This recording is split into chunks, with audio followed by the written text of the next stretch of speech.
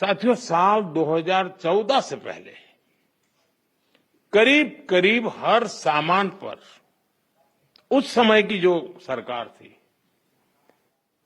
मैं किसी सरकार की आलोचना करने के लिए नहीं यहां आया, लेकिन एक आप टीचर हैं तो कंपैरिजन आप बड़े आराम से कर सकते हो और बच्चों को बता भी सकते हो। उस समय कितनी बड़ी मात्रा में टैक्स लिया जाता था पुरानी सरकार में। 2014 में मेरे आने से पहले रसोई का सामान हो या खेती किसानी से जुड़ी चीजें हो या फिर दवाइयां और यहां तक जीवन बीमा भी, ऐसी अनेक चीजों पर कांग्रेस सरकार अलग अलग टैक्स लेती थी।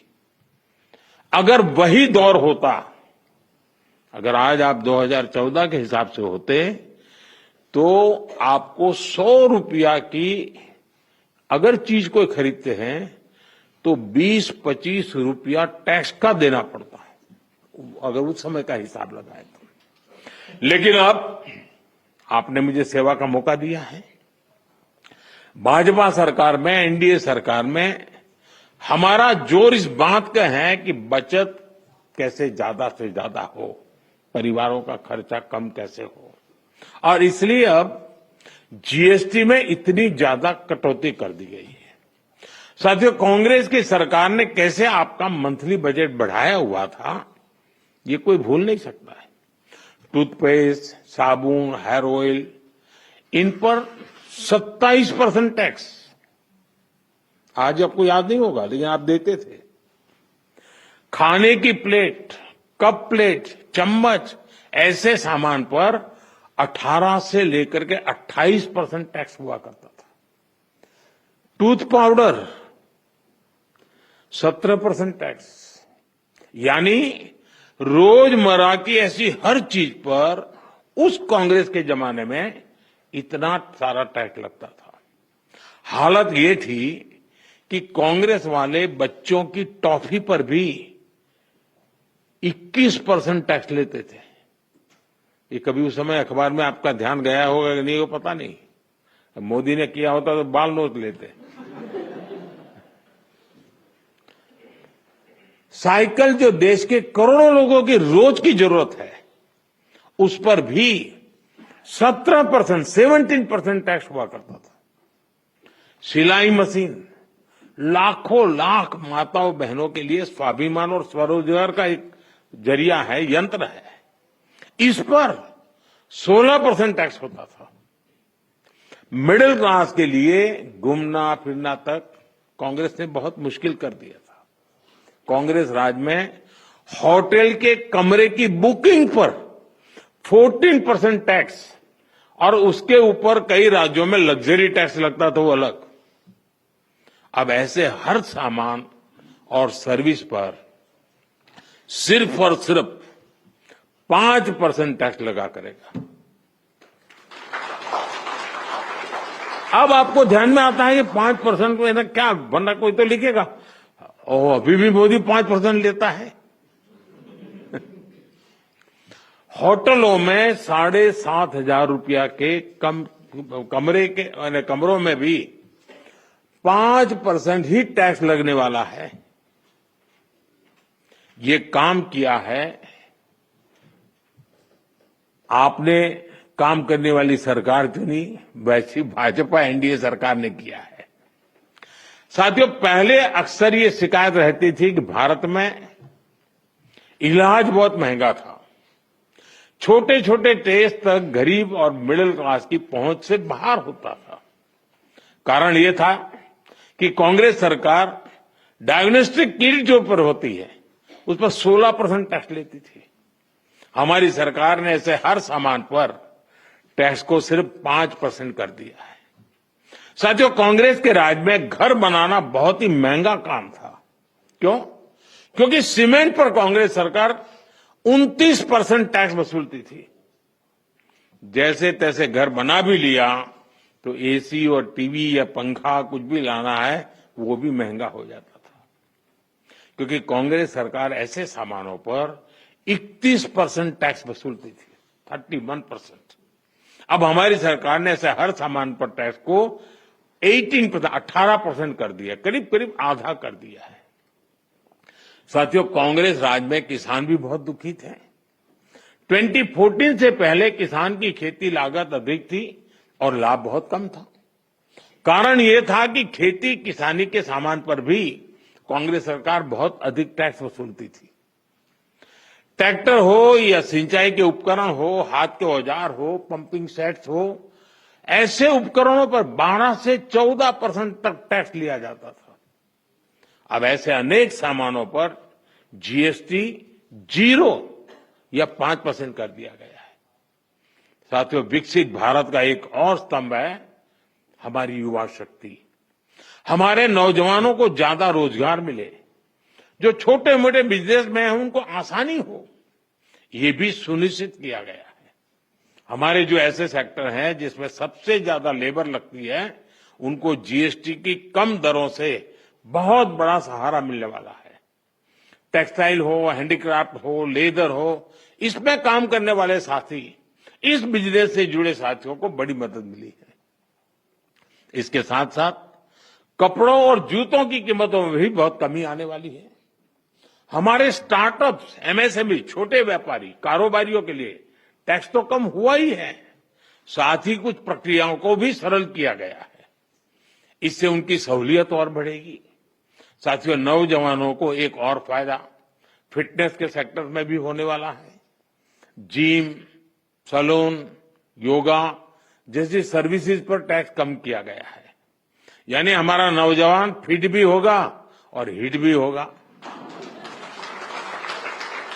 और मैं आपको याद दिला दूं, सरकार आपकी फिटनेस के लिए इतना कुछ कर रही है, तो एक बात मैं बार बार कहता हूं, अब तो ऐसे लोग हैं डेली 200 लोगों से बात करते हैं आप लोग। आप लोगों को मेरी बात जरूर बताइए कि मोटापा हमारे देश के लिए बहुत चिंता का विषय है, इसलिए खाने का तेल 10% कम करने से शुरुआत करें। मोहम्मद जी, आप मेरा एम्बेसडर बन जाइए।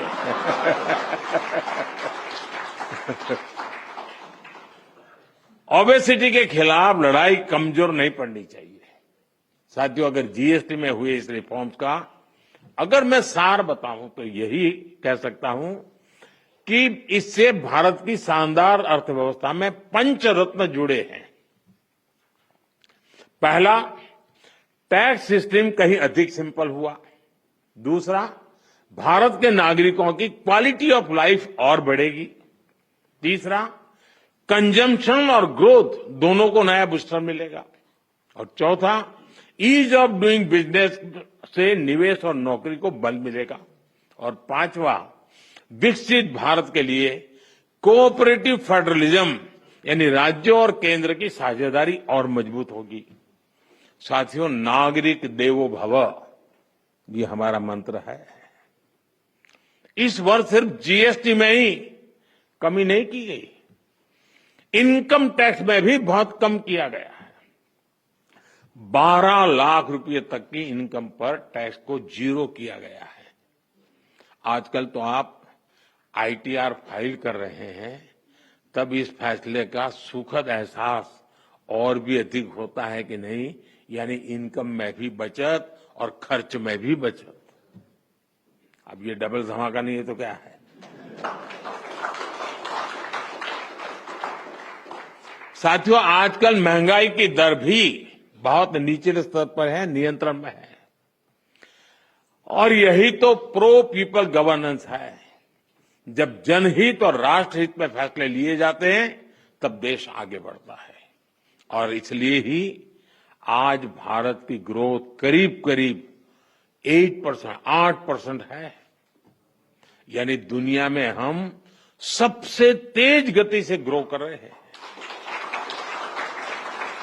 ये 140 करोड़ भारतीयों का सामर्थ्य है, 140 करोड़ भारतीयों का संकल्प है। और मैं आज देशवासियों को फिर कहूंगा, भारत को आत्मनिर्भर बनाने के लिए रिफॉर्म्स का ये जो सिलसिला चलता रहेगा, वो रुकने वाला नहीं है। साथियों, भारत के लिए आत्मनिर्भरता ये कोई नारा नहीं है। इस दिशा में ठोस प्रयास हो रहे हैं। मेरी आप सभी से, देश के सभी शिक्षकों से भी अपेक्षा है कि आत्मनिर्भर भारत के महत्व का बीजारोपण इस विचार की सीढ़ी निरंतर हर विद्यार्थी में करते रहे। आप ही हैं जो बच्चों को बहुत सरलता से उनकी अपनी भाषा और बोली में भारत के आत्मनिर्भर होने के महत्व को समझा सकते हैं और आपकी बात वो मानता भी है। आप उन्हें बता सकते हैं कि दूसरों पर निर्भर रहने से देश कभी उतनी तेजी से आगे नहीं बढ़ सकता जितना उसका सामर्थ्य होता है। साथियों, भारत के आज के विद्यार्थियों और आने वाली पीढ़ियों में एक सवाल शुरू से ही प्रचारित और प्रसारित किए जाने की जरूरत है। ये हमारा कर्तव्य है जी। मैं चाहता हूं असेंबली में भी इसकी चर्चा हो। कभी कभी तो एक प्रयोग करके देखिए आप। कभी हमें पता ही नहीं होता है कि हमारे घर में विदेशी चीजें कैसे घुस गई है, पता ही नहीं है। इरादा नहीं है कि मुझे विदेशी चाहिए, नहीं, पता ही नहीं है। बच्चे परिवार में बैठ करके एक सूची बनाएं कि सुबह उठने से दूसरे दिन सुबह तक उपयोग में आने वाली कितनी चीजें विदेशी हैं, उसे पता ही नहीं है। हेयरपिन भी विदेशी आ गई है, कंघा भी विदेशी आ गया है, पता ही नहीं उसको। जागरूकता आएगी तो कहेगा अरे यार भाई, मेरे देश को क्या मिलेगा। और इसलिए मैं मानता हूं कि आप पूरी नई पीढ़ी को आंदोलित कर सकते हैं। जो काम महात्मा गांधी जी ने किसी समय हमारे लिए छोड़ा है, अब पूरा करने का सौभाग्य हमें मिला है और मैं चाहता हूं कि हम लोगों ने करना चाहिए। और मैं बच्चों के सामने हमेशा एक बात उनको प्रेरित करते हुए कहता रहूं, मैं ऐसा क्या करूं जिससे मेरे देश की किसी न किसी आवश्यकता की पूर्ति हो। ये चीज है मेरे देश में नहीं है, नहीं मैं करूंगा, मैं कोशिश करूंगा, मैं मेरे देश में लाऊंगा। अब आप कल्पना कीजिए, हमारे देश में आज भी 1 लाख करोड़ रुपया का खाने का तेल बाहर से लाना पड़ता है। खाने का तेल। हम कृषि प्रधान देश हैं। या तो हमारी लाइफस्टाइल, या हमारी आवश्यकताएं, या हमारी मजबूरियां, तो ऐसी बहुत सी चीजें हैं। देश को आत्मनिर्भर बनाना ही पड़ेगा। अब 1 लाख करोड़ रुपया बाहर जाता, वो यहीं रहता तो कितने स्कूल के बिल्डिंग बन जाते, कितने बच्चों की जिंदगी बन जाती।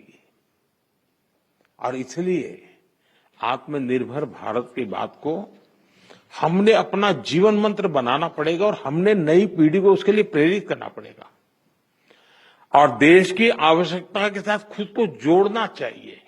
ये बहुत जरूरी है।